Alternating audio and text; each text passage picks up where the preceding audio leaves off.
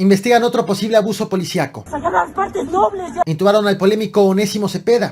Y el presidente de México, recontagiado por COVID-19. Enferman de algo que parece COVID, asuman que es COVID. Bienvenidos al Caporal del 10 de enero. Comenzamos.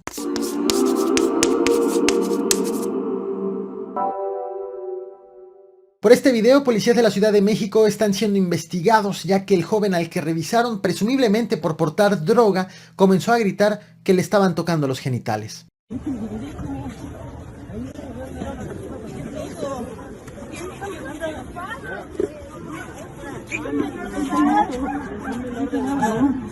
me puedes sacar las partes nobles, ya te dije, güey. No traigo droga y déjame agarrarme las partes nobles, güey. Porfa. No me esposes, te lo pido. Ese güey, de una forma, no traigo nada, no me agarres ahí. ¿Recuerdas la polémica detención y posterior muerte de José Eduardo Ravelo, un joven originario de Veracruz que fue a Mérida, Yucatán, a buscar trabajo? Allá fue detenido por policías municipales, quienes tras liberarlo, el joven acusó que fue violado por los agentes, quienes le dejaron lesiones que lo llevaron a la muerte. Estás viendo en pantalla imágenes justo de la detención. El joven había sido sepultado el 8 de agosto. Los gobiernos de Mérida y Yucatán defendieron a los agentes, negaron que hubiera existido tal abuso policíaco.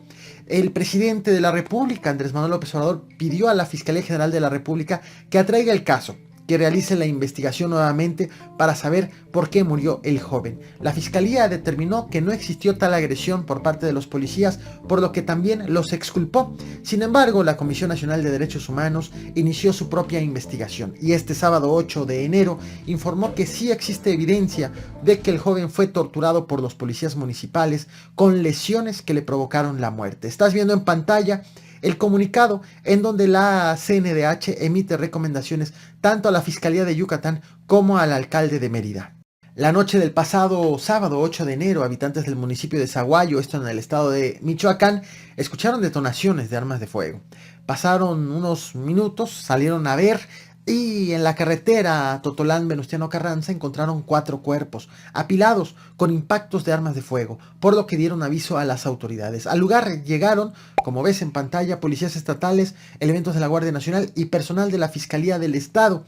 Y al momento no existe reporte de detenidos ni han sido identificados responsables o tampoco se ha informado si formaban parte de algún grupo delictivo. Mucha información pendiente por parte de las autoridades respecto de este tema, así como de lo ocurrido también el sábado 8 de enero a las 19 horas en San Luis Potosí.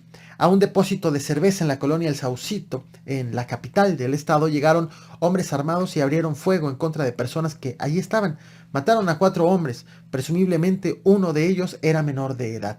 La policía de investigación encontró a las víctimas repartidas entre la vía pública y el negocio. De hecho, ves en pantalla una imagen del lugar de la agresión. De manera preliminar se investiga si esta agresión fue cometida desde un auto en movimiento.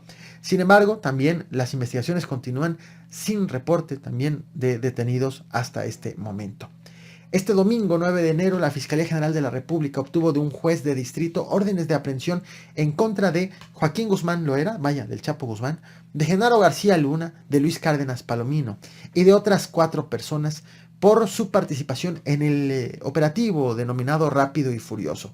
La Fiscalía detalló que las órdenes de aprehensión fueron posibles gracias a las investigaciones realizadas por el Departamento de Justicia de los Estados Unidos. De hecho, estás viendo el comunicado de la Fiscalía.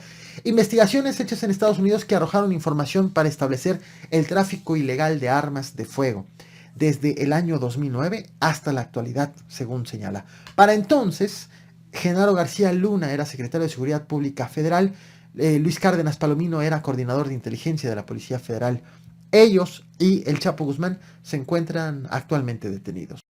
Antes de darse a conocer la infección del presidente de la República, la diócesis de Ecatepec informó dio otra noticia e hizo una petición a los feligreses. Orar por Onésimo Cepeda, obispo emérito de Ecatepec, Estado de México, como ves en pantalla. Su infección corrió el fin de semana pasado como un rumor. Finalmente fue confirmado oficialmente que fue internado en un hospital de donde fue reportado como estable, pero intubado. Onésimo Cepeda ha sido un personaje polémico en la política mexicana. Él libró acusaciones de la entonces Procuraduría General de la República por lavado de dinero y fraude procesal. Muy cercano a Enrique Peña Nieto y también al empresario Jorge Hank Ron, él apoyó a políticos de varios partidos, justificando que era daltónico porque no distinguía de colores, y aspiró a una diputación por el partido Fuerza por México el año pasado. Sin embargo, el Papa se lo impidió. Con todo respeto, ¿se encuentra usted en condiciones de salud? ¿Cómo me ves? No le prefiero preguntarle.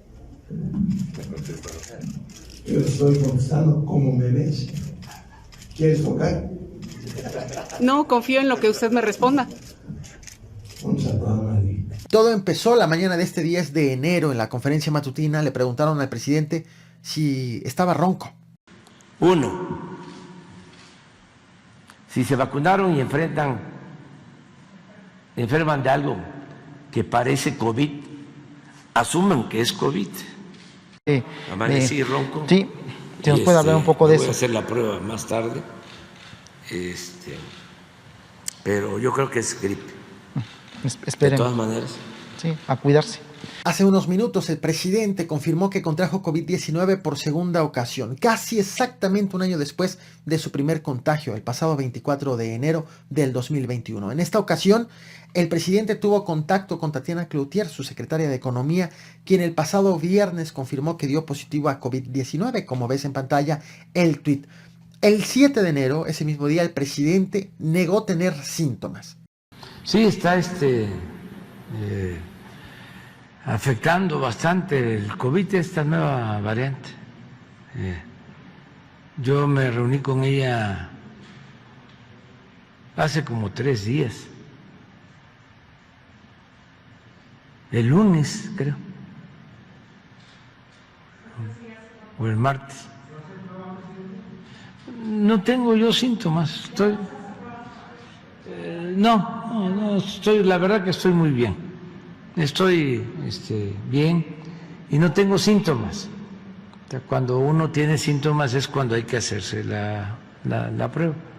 Entonces estoy muy bien. En su gabinete recientemente también han habido personas contagiadas. María Luisa Albores, secretaria de Medio Ambiente y Recursos Naturales. En tanto que Hugo López-Gatell, el subsecretario de Prevención y Promoción de la Salud, presentó síntomas que fueron descartadas como COVID mediante una prueba.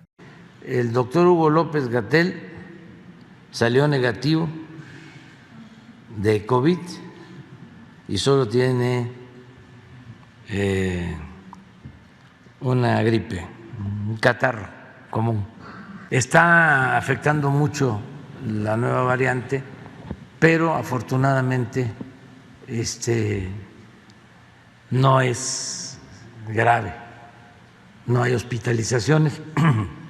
En la conferencia de hoy, de este 10 de enero, el presidente tuvo como invitado al titular de la Profeco, Ricardo Sheffield, quien hasta este momento no ha informado sobre su estado de salud. El año pasado, a su ausencia, las conferencias corrieron a cargo de la entonces secretaria de Gobernación, Olga Sánchez Cordero, y para esta ocasión el presidente ha girado instrucciones. Este es el tuit, o estos son los 2 tuits que el presidente de la República ha compartido en sus redes sociales, y te los leo. Informo a ustedes que estoy contagiado de COVID-19 y aunque los síntomas son leves, permaneceré en aislamiento y solo realizaré trabajo de oficina y me comunicaré de manera virtual hasta salir adelante. En tanto, el secretario de Gobernación, Adán Augusto López Hernández, me representará en las conferencias de prensa y en otros actos. ¡Ánimo! Con el afecto de siempre. Esto es lo que he preparado para ti. No olvides reventar el botón de like, compartir y suscribirte. Nos vemos más tarde con más información.